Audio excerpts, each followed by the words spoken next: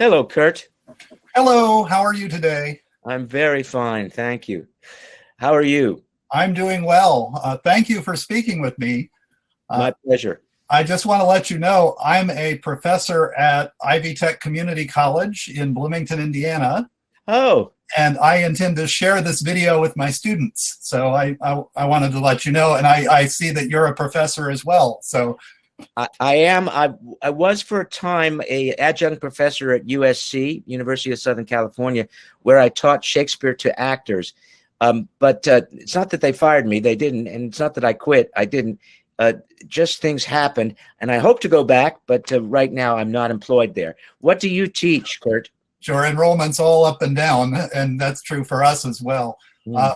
My main thing right now is astronomy and sciences. Wow. So I spent 10 years as a professor at the military university for philosophy and religious studies. That's terrific. So And have you always lived in Indiana, or are you new to that place? Oh no, my father was in the military, so we traveled all over the place. And I came here for university way back in the 80s, and I've gone to London and a few other places for a while, but I always seem to come back here. It's a great place. I proposed to my wife in Indiana, in Indianapolis. I had just closed a play, and I invited the entire cast and my wife, who was visiting. Well, she wasn't my wife then. My girlfriend to a drink after the show, and so Indiana, it has a very fond place in my heart. Well, great. What venue were you playing? Do you remember which one? I do. It was the Indiana Rep. Okay. IRTA is its initials. Yes. It's Indianapolis. And we were the first play in that space. Oh. They had a smaller space before they moved into the theater, the big theater that they're in now. But we were the first play to open, to perform in that space. And it was a great play called Hoagie Bix, Wolfgang Beethoven Bunkhouse. It was about three historical characters, one Bix Beiderbecke, who I believe is also from Indiana. Mm-hmm. And just a great time. And again, very fond memories. Now, as far as you're an astronomer, let me ask you a question. I was told that as of, I don't know, a month ago, the sun is in a new period of sunspots, more active than usual, and that things like internet connections may be affected by that. Do you know anything about that? That is true. The sun has become active, and on the solar telescope just yesterday, several more popped up. The sun rotates about once a month or so they come over the edge. And that means they're throwing out more magnetic material, more particles. The Aurora Borealis will be more active, and that can interfere with things in our atmosphere. How far south can the Aurora Borealis go with the more active sun? Well, if it's really active, it can reach all the way down to Kentucky. Really? All the way down into, say, northern Colorado. But you've got to have perfect conditions for that. Usually it doesn't really go much beyond the sort of the border with Canada. And will it affect internet service?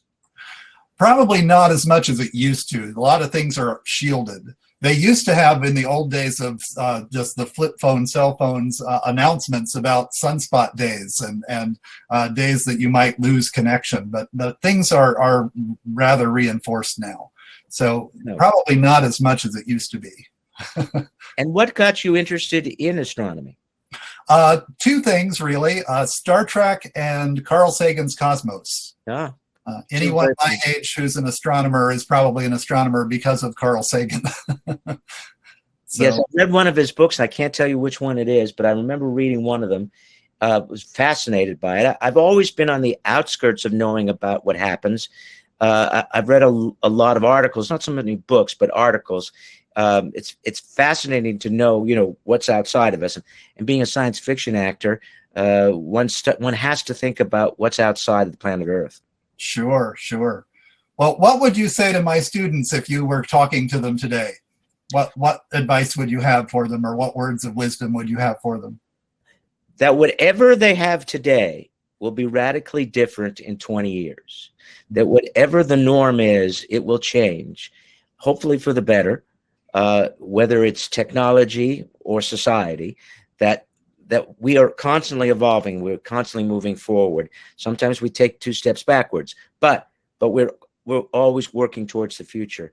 And one of the great things about Star Trek is it proselytizes that perhaps that in the future humanity will be drawn together better. Let's hope for that, and I hope your students will be part of that evolution.